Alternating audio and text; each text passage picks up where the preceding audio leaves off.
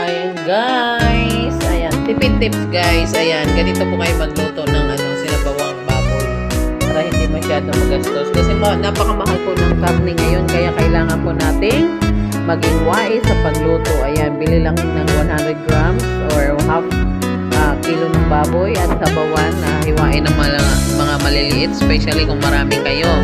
Ayun, din palambutin ng maayos ang karne, din lagyan na ng mga pansahog, then pakuluin. Ayan, ayan, sarap na.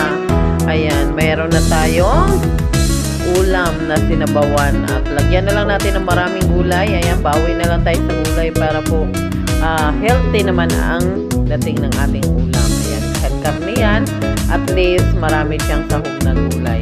Yun, yummy na. Wow, sarap nito.